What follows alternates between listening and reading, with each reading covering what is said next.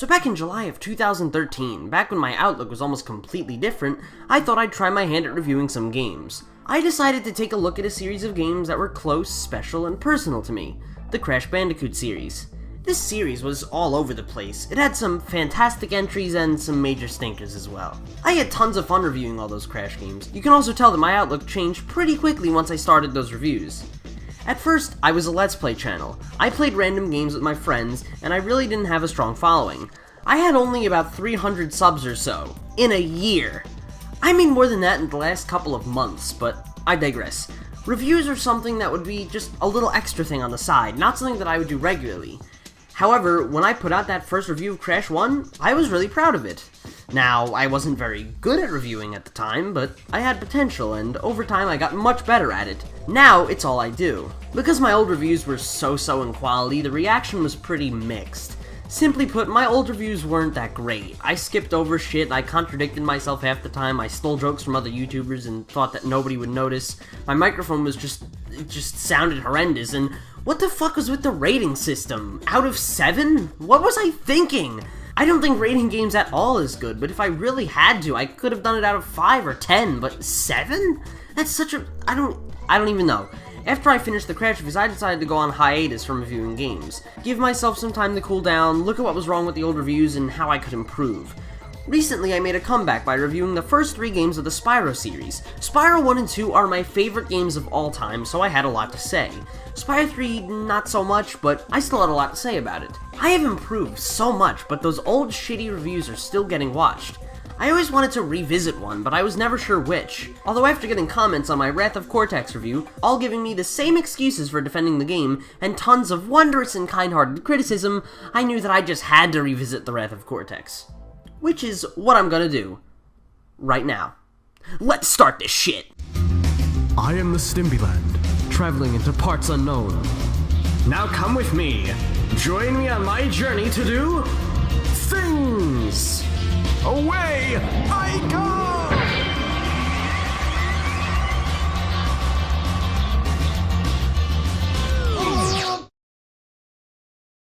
I'm not gonna bother with any dazzling intro montage, so I'm just gonna jump right into this. Now, I need to step back and explain a few things.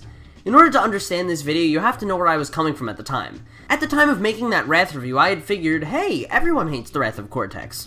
I thought that Wrath of Cortex was just a unanimously hated game like Bubsy 3D or Sonic 06. I didn't put much effort into that review because I didn't think anyone would care, since everyone hated on the Wrath of Cortex. Or so I thought. As it turns out, I made a pretty bad judgment call. I was surprised to see how many people actually liked the Wrath of Cortex, and when these people saw a video that basically shat all over the game and never gave it a serious look, it pissed them off a lot.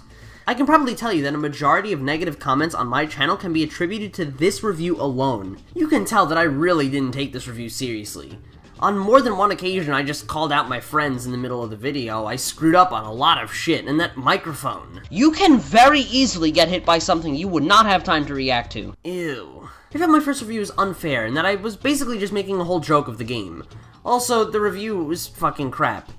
This time, it will be different. I'm not going to be making a serious, in-depth analysis of the game. No bullshit, no jokes, no bias. Honest, in-depth, serious analysis. This review is probably going to be a lot less humor-filled and a lot more informative. I'll be dissecting this game level by level and proving to you that this game is simply put bad. I'll be backing everything up with legitimate reasons, and evidence will be shown from the game. This review will be more detailed than any of my other reviews, and probably the most detailed review of this game you can find. I will be going in full detail on almost every level. This also means that the video will probably be very long, and a lot of questions will be answered, so I encourage you to wait until the end before leaving a comment! If you have a question, it is likely I will answer it. If you leave a comment asking a question that was already answered in the video, I'm just gonna tell you to go home and die. First off, we're gonna refute some common arguments against my old review. I loved this game as a kid. Yeah, because that's totally relevant. I'm not going to be judging on nostalgia at all. Nostalgia is an unfair criticism as it caters specifically to you. Saying you enjoyed it as a kid really doesn't mean shit. Let me tell you something right now, and this is probably going to surprise you. Hell, I doubt half of you will even believe me when I say it, but Wrath of Cortex was one of the first video games I ever played.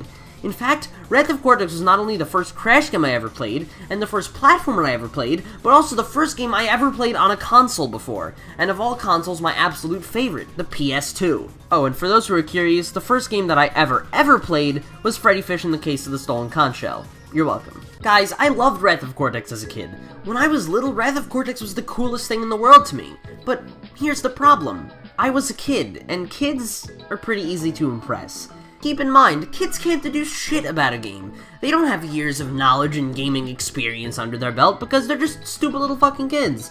They can't step back and give a game a serious analysis because they're just kids. If you show any regular person Sonic 06, they will most likely hate it. There are the glitches, the awful story, the weird graphics, just, you know, not very good game. But if you show Sonic 06 to a fucking stupid little kid, it's the coolest thing in the world to them. A kid doesn't see the weird story, graphics, or glitches.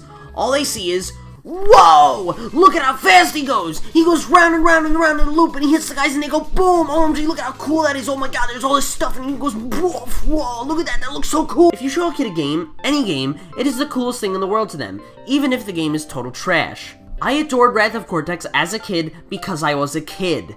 I really didn't know any better. As I got better, I was able to step back and look at the game as a whole, and the fact of the matter is, it's not very good. Yes, I have nostalgia for Wrath of Cortex, but I can put nostalgia aside and give it an unbiased look. I therefore expect you to do the same. So I grew up with this game is an invalid argument. If you go and tell me in the comments that you didn't see anything wrong with it when you were a kid, I'm just gonna tell you to go home and die. And I'm gonna block you, and I'm not even gonna think twice about it because you are a total idiot if you write that. And don't write it in there as a joke either, because that makes you just as bad. Like, seriously. Even if you write that it's a joke in the comment, just don't say that. That is stupid beyond belief. I'm being too critical. I don't think it gets much stupider than this. Okay, just sit back and watch for a second. Hey, Badman! What the fuck is wrong with you? Kingdom Hearts story is great. Sure, it's not well written, and the voice acting is bad, and the lip flaps look terrible, and the cutscenes make me want to kill myself, but the story is still good. Why should I let some little bitch like you judge what I play? Fuck you. Do you see how stupid that sounds? By the way, I was actually kidding in that segment. Batman is a cool guy, and you can check out more of his shitty shit by clicking on his crotch. I'm gonna criticize this game left and right, and there's nothing you can do about it. Alright, you little bitch? Yeah, I don't know what this is, but it's pretty stupid. Stop comparing it to the other Crash games. No. These comparisons between the games will be made. If you're going to put out a game that plays exactly like the older installments in the series, then it better be as good or better than them. The reason I don't constantly draw comparisons between Crash of the Titans and Crash Warped is because they are two completely different games. Yes, they may be a part of the same series, but in terms of their core gameplay, they are very, very different. Crash Bandicoot Warped is a linear 3D platformer, and Crash of the Titans is an open 3D beat-em-up. You can go off and compare them on overall quality if you really want, but you can't go comparing the gem-grabbing gameplay of Warped to the mutant controlling in Titans. Wrath of Cortex, however, plays exactly as you would expect Warped to. No, I'm sorry. Correction there. Wrath of Cortex plays exactly as you would expect a broken copy of Warped to. These two games are very similar, the comparisons will be made, and you can't stop that. Now let's dive into the game. And again, I implore you, wait until the end before leaving a comment. Please. So immediately, the first thing we see after starting the game is a load screen. Get used to this. This game needs to load a lot. Now, this can vary between the multiple versions of the game, but on my copy, the average load time is 39 seconds. Don't you fucking jump into the comments and tell me how long your version loads, as it may not even matter. Again, wait until the end before leaving a comment. The load times on my copy of the game are roughly 40 seconds, although I've gotten comments of people telling me their copy runs shorter. Yeah, this is just lovely. The fact that this game was shat out onto so many consoles makes this a real hassle. Let me explain something to you. This game was released with 40-second load times, and that is a fucking problem. Oh, your version has better load times? Good for you! This game was released onto store shelves. This game passed the test stages, was approved with 40-second load times. I can excuse long load times for games like GTA 5, because GTA 5 is fucking massive and looks beautiful, and is just a giant-ass game, so obviously it needs to load. Wrath of Cortex was a mediocre-looking game being released on the powerhouse that is the PS2. Jak and Daxter, a game that looks better, released on the same console, has shorter load times. But again, I still hear you cry that you were not inconvenienced by this problem. Well, I was. Again, the game was released with 40-second load times. If Crash 2 was released with a game-breaking bug, the game would have sucked. Maybe they came up with another version later that fixed the bug. Great. I don't care. I am judging the game on how it was released, not the game's potential, but the finished product. Wrath of Cortex was released with 40-second load times, and that is a major problem. Wait until the end before leaving a comment. The fact that I have to wait through 40 seconds of loading to start up a level is absurd. Oh, another 40 to start up the game. Crash Bandicoot is supposed to be something that you can pop in and play within a minute's notice, something nice and quick. When I was little, I would play games on my PS2 before I had to go to school. I would choose games like CTR and Spyro because it was nice and quick. I could boot up the console and within a minute I was racing on Crash Cove. Wrath of Cortex is something I had to prepare, and that is a fucking problem. Oh shit, I picked the wrong track on CTR? No big deal. Only take about 20 seconds to start up another one. I pick a wrong level on the Wrath of Cortex, I have to wait through over a minute and a half of loading. Once to load the accidental level, once to load the warp room, and another to load the actual level I want to go to. Again, however, I implore you to wait until the end before leaving a comment. So anyway, the game finally starts up after 30 goddamn hours of loading, and we see the first cutscene, and oh boy, it's pretty ugly. These graphics are terrible. I mean, we start up with the opening cutscene, and you know what? Okay, this isn't looking so bad at first, but then the game just goes, fuck it. Right there. It just stops trying, and then this image is thrown at us. Yo, f***ing kill that thing!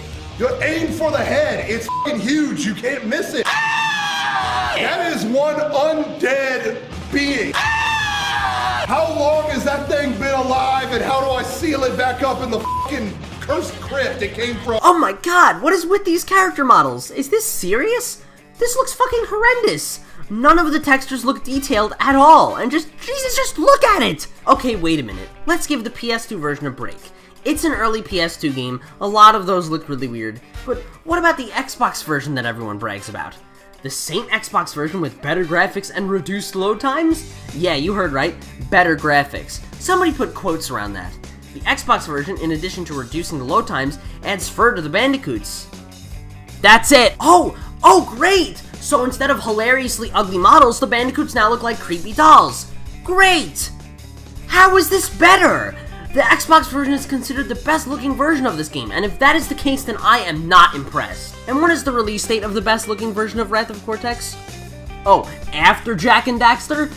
Yeah, Jak and Daxter looks great, plays great, and loads great. The Wrath of Cortex looks shit, plays shit, and loads shit. And you know, I can hear you all screaming over there, okay? I'm not deaf. I know you are saying, this game is not ugly! Now, I would disagree, but that's okay. I want you all to listen closely here, and this is important. This is the point that so many of you overlooked in my old review of this game, and the point that I didn't stress enough. Let's assume that Wrath of Cortex loads quick. Really quick. Faster than you can say, oh man, I shot Marvin in the face. Why the fuck did you do that? Let's also assume Wrath of Cortex is a good-looking game, a great-looking game. Let's pretend that Wrath of Cortex looks sexier than Jesse's hot landlord from Breaking Bad. Even if this was true, the game would still be trash. The complaints with Wrath of Cortex do not end at the loading times and graphics. Saying you have a version that improves on these doesn't mean shit, because you still leave open the countless gameplay flaws. Now this will be the part where I dissect the game piece by piece. I'm going to be describing the flaws of this game in great detail. Sorry to all my newer viewers, but I will not be explaining the levels in great detail, as I will be assuming that anyone watching this is familiar with how these levels play and function.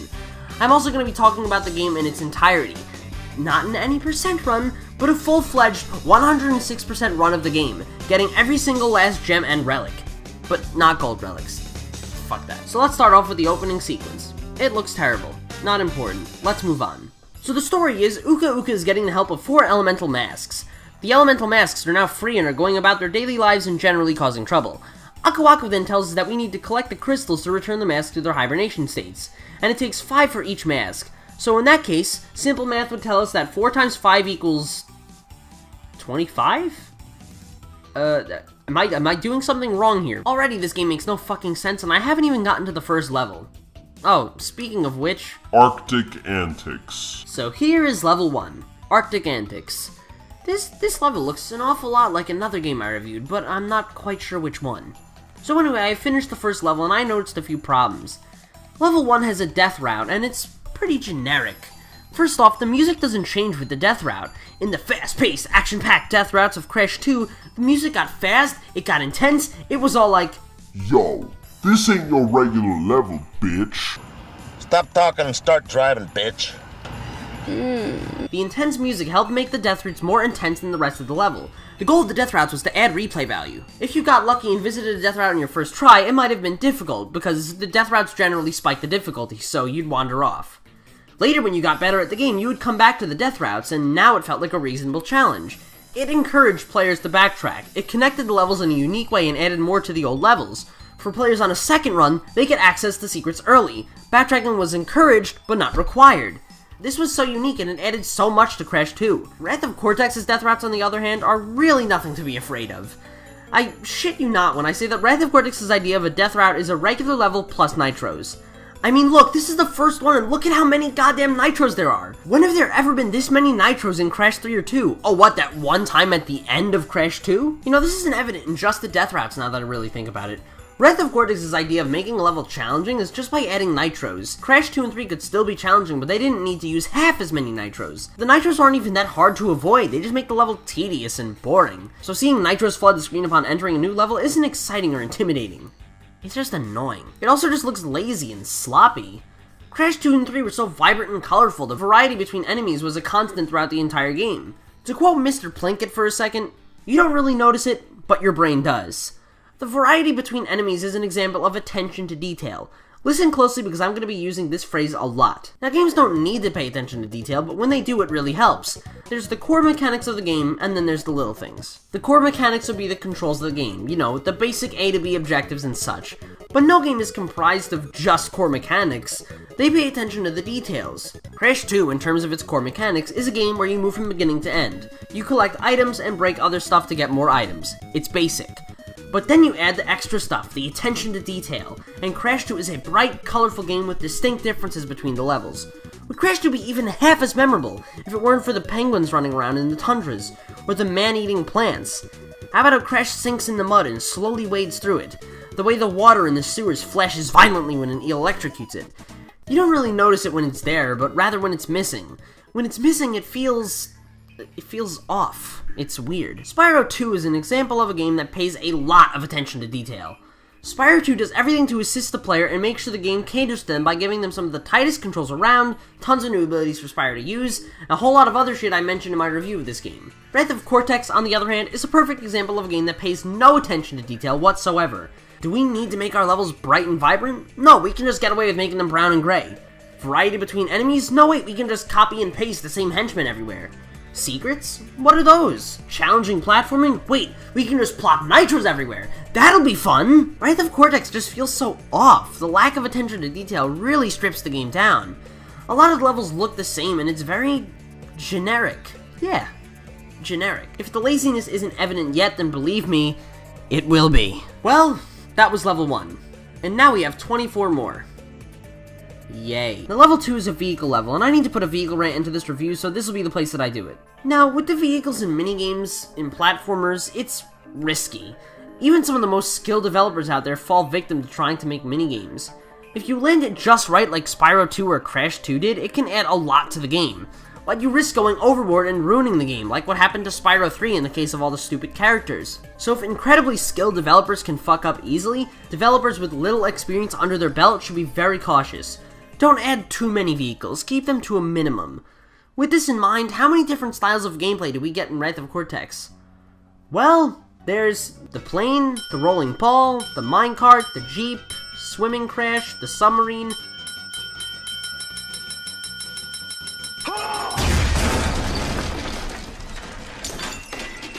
Coco Bandicoot, the other plane, Coco's bike, the helipack, the robot, Coco's surfboard, the other robot, the other plane, the other fucking plane, this thing, and 16 different vehicles. Okay, 5 was bad enough, but 16, I'm at a loss for words at this. This is laughably stupid. This can only spell disaster for the rest of the game. Oh boy. Tornado Alley. So in level 2 we control a slow-moving plane around while non-existent enemies try and fail to hurt us. The plane moves so slow. There should be a button or something to move faster, like, you know, what about a boost or something? The plane is so damn slow. Also, let's talk about these enemies. They really don't pose a threat. At all. Their shooting attack barely does any damage and they die in about one hit. Although half the time they don't even shoot you, sometimes the enemies will just straight up kamikaze you, and this does like 40 damage. I just think it's kind of weird that the enemies will just ram into you. Like, you seriously don't think that's out of place or anything? Well, actually, this whole thing is kind of out of place since I didn't need to fly a plane! Bamboozled. Now we get a new vehicle, the rolling ball. Oh, I don't even, great. Okay, so now we get to roll around in a ball. I have to give credit to the developers of this game. The ball's controls are impressive. And remember, impressive isn't synonymous with good. The ball controls realistically, like an actual ball would roll around, so I'll admit, it's impressive, but did it need to be realistic? Like, why would this game ever try to be realistic? I'm a Bandicoot with pants that collects apples called Wumpa Fruit, and my enemies include a blue kangaroo with a straitjacket and an evil scientist who randomly turned yellow. Why would anything here be realistic? This isn't fucking Half-Life, it's Crash Bandicoot, so what is with this? The carts in CTR don't control like actual carts. The swimming in Spyro 2 doesn't feel like actual swimming. So why would you try and make this ball feel like an actual ball? The ball is slippery and awkward to control. You can't just hit a button and have the ball come to a stop or slow down. You have to constantly be moving. As you move, the ball begins to build up ridiculous speeds, which would be fun to use, but the levels aren't designed to compensate. I would love to power through these levels as fast as I could. That might actually be pretty fun. But since they shat nitros everywhere, you have to take your time. This is a good example of how this game pays no attention to detail at all. There's nothing fun or meaningful about slowly stepping around nitros, and if the game designers bothered to take a second to look or shit, even test the damn game they were making, they would see the problem. When you have a character or a vehicle that builds up speed so quickly, you want nice wide open space to exercise that ability. But there aren't any areas like that. You have to slowly inch through each level, and it becomes really, really tedious. You know what might have helped? Maybe like a button to slow down or something, like hit X to decelerate or something like that. You know, paying attention to details, making the player's experience feel smooth and fluent rather than stagnant and awkward. These are foreign concepts to this game. Next. Wizards and Lizards. In this level, we get chased by a spastic dinosaur and have to avoid more absurd amounts of nitros. So this is another one of Crash's levels. I don't really have too much to say on this level, so I guess I'll use it to discuss Crash's controls. Crash's controls... Okay, I said Crash controlled like crap in my old review, but I'll admit, his controls are passable. But having controls that are just passable in a series where tight controls are one of its strongest traits is... stupid. It's very easy to slip up on your jumps, slide jumping doesn't work properly, and then come the abilities. Oh boy, they're quite the mess. Oh, and speaking of abilities, Crash doesn't start out with any of his old abilities from Crash 3. You need to unlock them all again. Why do I have to re-unlock the abilities? You couldn't think of some new ones to give me? More on these abilities later, I don't want to spoil anything. Anyway, boring ass level. The dinosaur looks like it's having a seizure and it's hard to see what comes at you. Next. Compactor Reactor. Upon the opening of this level, we're introduced to another vehicle. The minecart. The minecart rides along these tracks and it is heavily automated. You can pretty much just choose which lane it goes down. You can tilt left and right to grab the boxes, but when doing this you still risk the possibility of hitting the 10,000 nitros. Even then though, it's still pretty easy. Some of the nitros are literally put in positions that are impossible for you to get to, aka to make the level more intimidating. I appreciate the effort, but we're still in the first warp room. Don't you think that this is a little extreme? The game should still be fairly light at this point, but no! I gotta watch it jerk itself off as I roll around in a stupid minecart. Minecarts. I wish I was playing Minecraft. Or anything else that's not this! Now the first boss. So the first boss is Crunch, and he is aided by an elemental mask, Rocco. We get to fight the first boss in a vehicle. A vehicle that we only used once and was fucking boring then and is fucking boring now. I guess we at least get to move really quickly with it now, but... ugh. Just... the goal of this boss is to hit these rocks and turn them blue, then Crunch will get hurt. Do this 3 times and you win. Every time Crunch gets hurt, there's an extra rock you have to hit. Half of the damn battle relies on luck. The camera is not very reliable and it's very difficult to see where you're going. Maybe if this boss was done from a bird's eye view, it might have been not that bad, but it's just really awkward and slow. It doesn't even feel like a battle, it feels like a minigame. This is supposed to be one of the highlights of the game. The bosses are meant to spike the difficulty, preparing you for the upcoming warp room. It's supposed to test the skills you've learned so far. During the Ripto fight in Spyro 2, the orbs will give you power-ups that you got to use before in the game, like the fireball attack and the supercharge. Supercharge? Yes, I rolled around in a ball before, but when in the game did I ever have to collide with rocks in an arena, and when am I ever going to again? It's just weird and off and just boring. The boss is just not that memorable at all. Oh, let's talk about that, by the way. The antagonists of this game, and how they are really not memorable and they really don't stand out a whole lot. Like Crash 3, you get talking head cutscenes, this time with the masks. All of the masks look similar and really don't have distinct personalities. Like, think of it this way, with Crash 3, we had a giant tiger named Tiny, a cross between a dingo and a crocodile, a blue guy who controlled time, and a guy who had a rocket in his head. What does Wrath of Cortex offer? A mask, a mask, a mask, and a mask! Oh wait, 2 more masks! Okay, maybe it's not all about appearances. Do they at least say any memorable things? Before, the bosses showed up constantly. Having them threaten you is supposed to make them intimidating. When you finally got up to them and saw them in person, or saw them in Bandicoot for the first time, it made them feel that much more intimidating and memorable. Remember, these guys threatened to kill you. Leave them for Tiny, or Crash get crushed. So, give me the goods and shove off, or I'll roast you. So how does Wrath of Cortex follow this up? Is there a draft in here? You know, I'm really shitting my pants. Seriously. After we beat this boss, we get a new power. An actually new power, called the Tiptoe, and it gives us the ability to walk on nitros. Okay, wait. When did I ever need or want the ability to walk on nitros? Nitros are the big bad no-no, so I should avoid them, but now with the Tiptoe, I can walk on them. Actually, no, you can't jump onto a nitro crate and start tiptoeing on it because you'll just go You can only walk on nitros in little set areas. Okay, listen, asshole. These are abilities, not gimmicks. Crash 3 incorporated the abilities into the game very well. When you got a new ability, the level started subtly adding areas that encourage you to use your abilities. You have the double jump, so now the jumps are going to get a little longer, and the gaps are going to be a bit wider now. Oh, you have the hover spin, so okay, now gaps will be more common since you can safely land on platforms now. You have the bazooka? Okay, so now enemies are going to be more common, they're going to be more nitros and such, and we're going to start hiding boxes from you.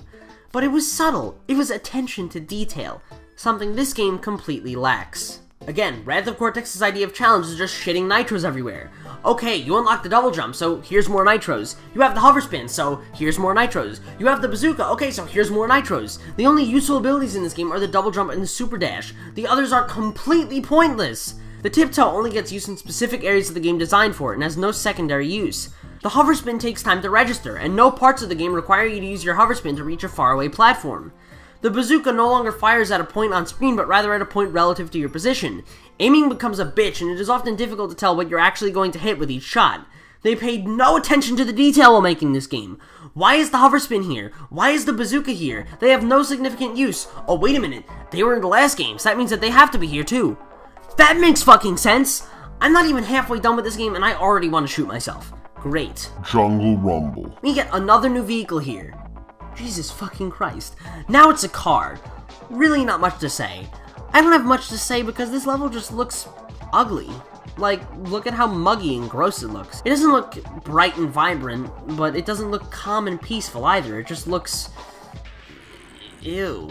Look, I get that you guys might like vehicles, but you don't think that this is a little overkill? So far, of all the levels I've played, only one didn't have any vehicles, and that was the first level. Oh boy. The next level, it's something else. Alright, these next 2 levels are basically the same, so I'm gonna cover them both. Yes, it conflicts with the order, but I don't care. Pretty much everything I have to say on one counts for the other. Seashell Shenanigans and Coral Canyon. In these levels, we get to swim around, like in Crash 3, a game that this is already too similar to. Basically, imagine if Crash 3's swimming controls were even more slippery than before, there were mines all over the place, enemies flew out of nowhere, there were nitros everywhere, and they were ridiculously long. That is Wrath of Cortex's swimming levels. The swimming is bad enough, but then you get to control an underwater submarine. This is where the pain really begins. Oh boy. Oh. This is the worst vehicle in a Crash game, or just fucking ever. This is horrible! This is literally the worst experience I've ever had with Crash Bandicoot. Moving around in this shitty sub. Oh, the fucking sub. Fuck, I hate it. It gives me PTSD just thinking about it. It is terrible. It is horrible. So if sliding around aimlessly and helplessly underwater wasn't that bad enough, now we get this. Where do I even begin? The sub is supposed to be empowering. It's supposed to be like, don't go sneaking round the ocean floor unless you wanna mess with me. But instead it feels more like the sub can pick up speed, but it turns very slowly. When the mine is falling over your head and you finally decide to turn back, it's usually too late. Even when you see it coming, you will still die. The sub is very slow to turn. Another big problem are enemies. They literally fly out of fucking nowhere. You'll be slowly cruising along minding your own business when fuck you then! The screen isn't zoomed out far enough. Oftentimes you're killed by shit that you wouldn't have had time to react to. But the most glaring and fucking ridiculous problems is the submarine's attacks. The submarine has two attacks. One being a torpedo that shoots straight in front of you and the other that drops a mine beneath you. You fire a torpedo in whatever direction you're facing, but your sub can face 3 directions. Upon moving left, it fires left, right fires right, but whenever you move up or down, the sub centers itself, and you can't fire a torpedo in this state. Say you miss an enemy and then quickly move up to hit them. Your sub centers itself for no fucking reason, and you die. But most ridiculous of all, the torpedoes don't do jack fucking shit. The simple task of trying to shoot an enemy right in front of you becomes a chore, and this is no exaggeration. I will literally be firing 10 times in the same direction, and still have an enemy fly back at me. The torpedoes stop to hit the Wumpa Fruit in boxes, but enemies don't. Meaning if an enemy is charging at you and you go to shoot them, there might be a tiny little Wumpa Fruit in the way. You will shoot your torpedo and nothing will happen. One Wumpa Fruit will disappear and you'll be dead. But the enemies require such extreme accuracy to hit with the torpedoes. You'll literally be firing 5, 10, 15 times right in front of you, only to have an enemy fly right back in your face. Look at this fucking shit. How did I not kill him? How is this motherfucker not dead? Oh my god, this is literally unplayable. It is broken. Oh, wait, hold on. None of this really matters because the Xbox version reduces load times. You see how fucking stupid that sounds? Even your precious little Xbox version that makes the fucking Bandicoots look like goddamn motherfucking dolls still suffers from this shit. I'm trying to be nice, but everyone who defended this game is a motherfucking piece of fucking shit. I take back what I said at the end of my old review. This isn't terrible. No, it is beyond terrible. It infuriates me to hear people describe this as not that bad, or 5 out of 7 in my eyes. Not bad? This is unplayable! This is literally broken! The most basic and simple of tasks are next to impossible in this fucking submarine. It's ridiculous and inexcusable, and I could really end the review here if I wanted to, but I'm not done yet. I'm gonna skip levels that I have no comments for, since a lot of them are the fucking same. Because, again, this is a generic piece of shit. Next level. Banzai Bonsai. Now we get to play as Coco, for the first time. Except in Crash 3. And CTR. Then Crash Bash. To be fair, this is Coco's first time platforming on foot in a traditional Crash game. No, I'm sorry, correction. A broken version of a traditional Crash game. Coco should have some new abilities, right? Well, she is literally fucking pointless, just like everything else in this game. She controls just like Crash, only she can't quite jump as high, and instead of sliding, she has to stop in place and do a pointless low kick. She's literally just a downgrade of Crash. Like, what the fuck was the point? Think about it, though. Someone actually spent their time designing Coco to play as a lesser version of Crash. And the game is advertised all like, "Excuse me, sir, but I'm not a boy. I'm a girl." Is it trying to, like, appeal to feminists or something? Because if that's the case, then I think it's backfired. The message here is pretty sexist, because it's basically saying that women are just a downgraded version of men. No, really, like, what can Coco do that Crash can't? Oh, what? Have a slightly stronger body slam? Really? Well, Crash can double jump, walk on nitros for no reason, hover in the air, use a bazooka, and run really fast. But Coco has a super body slam. Totally pointless character. For fuck's sake, in CTR, Coco at least had different stats than Crash. Damn, this game really does suck. Ugh, like that wasn't obvious from the submarine rant. That sinking feeling. Well, anyway, we have a plane again, and... Wait, nothing's happening. Wait, why can't I hurt anyone? Why am I not firing shit?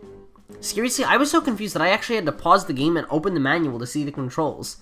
This is more evidence for the fact that this game pays zero attention to detail. Seriously, how hard would it have been for this game to just have a little blip on the screen that says, "This plane instead locks onto enemies. Lock on enemies by holding down the X button and release it to fire." Yes, I know the manual exists for a reason, but what if my game doesn't come with a manual? Having to check the manual for controls takes me away from the game, and if this game were any good, it would try hard to keep you engaged. The creators of Spyro 2 didn't want you getting distracted by what's going on in the other room while you're playing the game. The game is supposed to keep you hooked, attached to the screen, enveloped in the world it had created, and almost have you feel like you were really there. Having to pause the game to check the manual for instructions removes so much from the experience. Again, a little blip on the screen could have solved this. So where was it? Up their ass. That's where. This game shows a complete lack of attention to detail. It does nothing to help the player, and it does nothing to keep them hooked. It just sucks. H2O no. You know what? This level, it ain't so bad, you know? I mean, I like some of the set pieces, you know, it's nice. This game hardly has any interesting set pieces, so when they show up, it's pretty and oh, what the fuck? Tsunami. So we're playing as Coco again, and everything is going as dreadful as usual until we eventually come to this point. There's a scooter, so I start moving on it, and I die. I'm moving too slow, the wave catches up, and I die. Okay, fine. So I go again, and I hold down X to accelerate. Only makes sense, right? The Jeep moves forward with X, so I think I'd be correct to assume that pressing X makes me accelerate, but nope. I just jump. Okay, so what the fuck do I press? This is the second time I find myself returning to the manual. Oh, okay, apparently I had to hit circle, because that was obvious. Again, a little blip on the screen. Press circle to ride the scooter. That's all I would have taken. I can do it with YouTube annotation, so I can an entire development team do it for this one game. It just goes to show you how goddamn lazy they were. They didn't give a shit about the player. Nope, they can just look at the manual and fuck them if they get upset about it. Smokey and the Bandicoot. This time we have a race, in the Jeep from before. We have a race and we have to race 4 bulky vehicles in a very tight and closed track. With Crash 3's motorcycle stages, the enemies were very spaced out. Your motorcycle was small and could navigate easily around them. But in this case, a race has instead turned to a match of bumper cars. It's hilariously awful, and it again shows no attention to detail. If they bothered to test this fucking game, they would realize how stupid this is, but they clearly didn't. Then there's the gem of this level. Oh boy, it is a nightmare. Don't even try to get the gem and win in first place.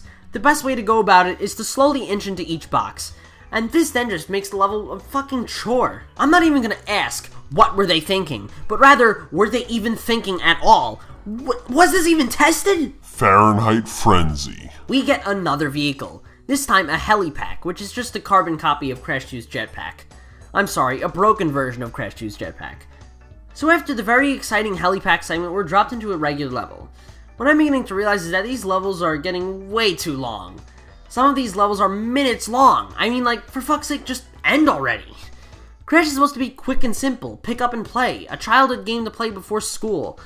Even if you have the super enhanced Xbox version that reduces the load times ever so slightly, you still come across another problem. The levels are too damn long. Avalanche. So, how do I move this snowboard? Is it circle? Oh, okay, it's circle, you know, the hint would have helped that. Droid Void. So the level opens and we have bars to climb on. Shouldn't be a problem, you could climb around all the time in Crash 2, so let's go. Damn, this is taking longer than I thought it would. Okay, can we, like, speed this up, please? Oh my god. Oh my god, look at how long this takes! Why is climbing so slow? Seriously, it shouldn't take me a whole minute to get to the first checkpoint. Look at how long this takes! We also get another vehicle, and okay, stop. What am I playing right now? Is this even a Crash Bandicoot game? What is this? So now we get to control a robot, which is like every other vehicle in this game. Absolutely pointless, and only serves to overly complicate the most basic tasks. Yay. The robot doesn't attack by spinning or punching in front of it, or spraying, but instead uses a gun that shoots Wumpa Fruit. This would be fun if it was executed properly, but no, come on. Nothing in this game was executed properly. You know this by now, and I'm just wasting your time with this. Fuck. The gun is next to impossible to aim, as you can obviously imagine. It doesn't aim at a target on the screen, but instead to a point relative to your position. Aiming is a bitch. Your target isn't displayed on the screen, but instead bouncing off the surface you are aiming at. It's difficult to see where you're firing. Lining up your shots is a bitch. And oh my god, weren't there already enough vehicles in this game? This is rape. This is rape. Shrek is love. Shrek is life. Hey, speaking of bullshit, they also managed to overcomplicate another basic task. Jumping. While running in the robot, you jump and everything is normal, but when standing still, Crash has to come to a complete stop for some reason. Not like this jump is high or anything, it's just overly complicated and pointless like everything else in this game. I know what I'm saying sounds like nitpicks, but really think about it for a second. A developer should do all they can to make the experience as smooth and fluent for the player as possible. Why would you implement features that stifle your speed? It makes no sense at all. Why would Coco completely stop in place? Why can't she just slide? Why does the droid stop in place before jumping, but only when it's standing still? It makes no sense! Crash droids. In this level, we fly around as Coco in a ship. Yep, it's another glorious flying level. The objective is again unclear, as I checked the manual for a solution and it didn't have one. What we're supposed to do is destroy these things guarding the towers and then destroy the towers themselves. Again, a little blip on the screen could fix this. I think Aku Aku said something in the beginning, but I couldn't hear him. What did he say? Coco, Cortex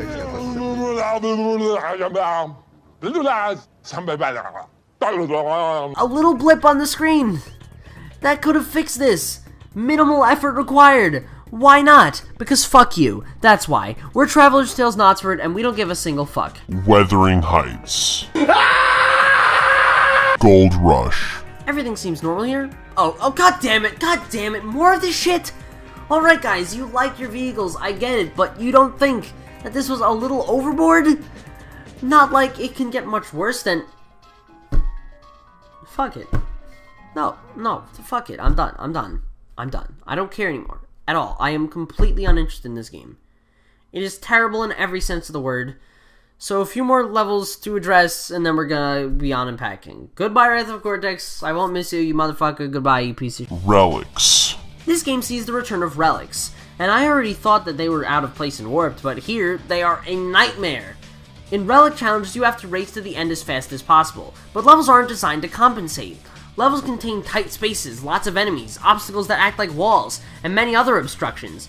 Oh, and the nitro spam doesn't help at all. The levels are so long. I mean, for fuck's sake, guys, they're called time trials, right? Not time marathons, time trials.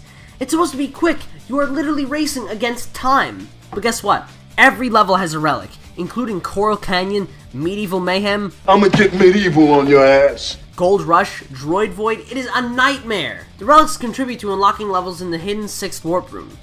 Now let's have a quick look at that shit. Nightlight. Hey look! It's level 11! Only we play as Coco and it's dark. Now that's top quality! Now for the last level I'm gonna cover, level 27.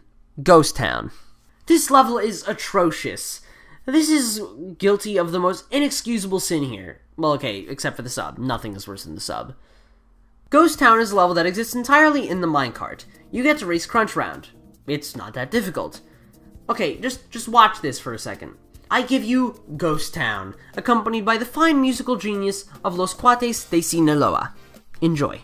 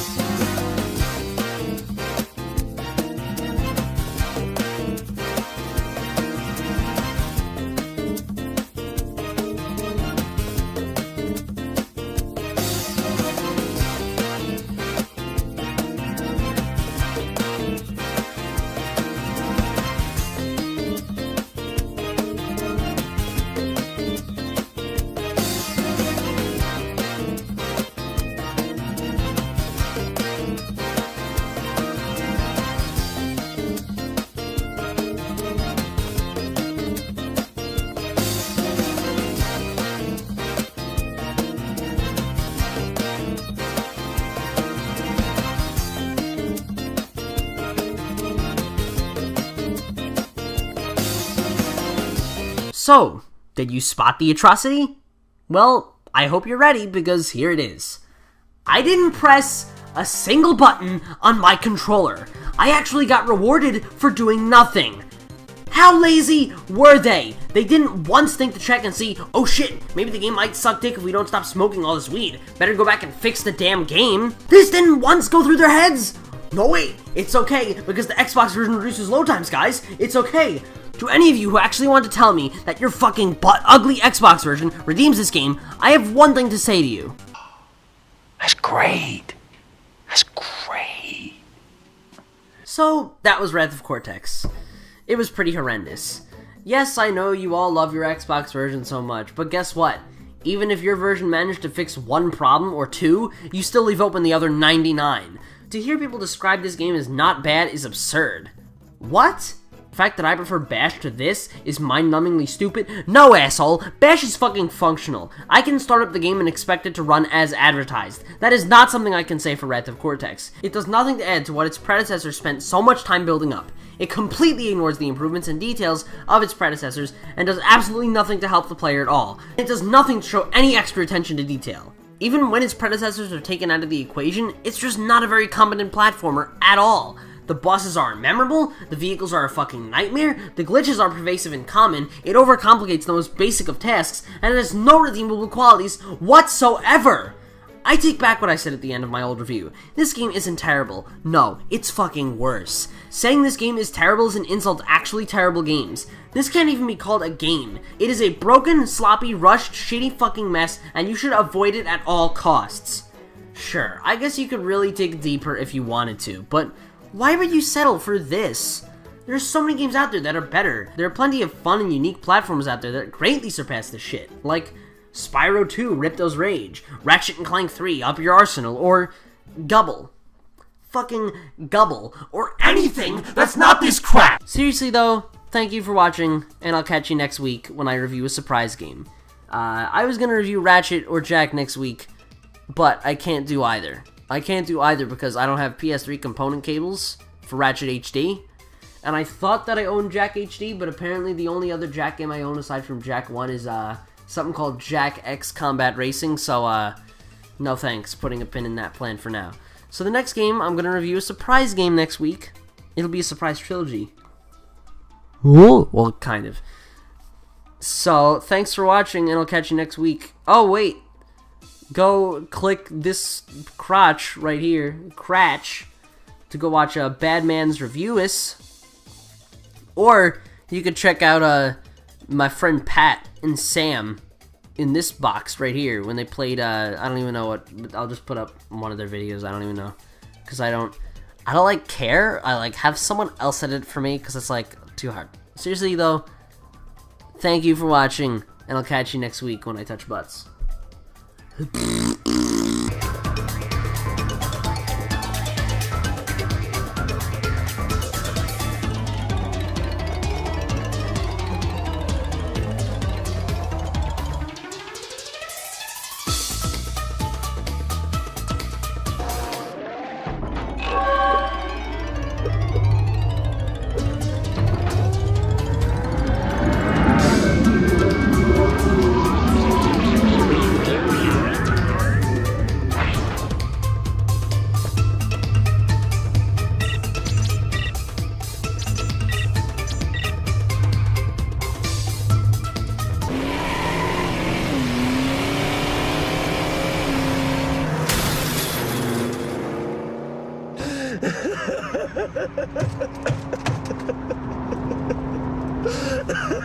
ha ha ha!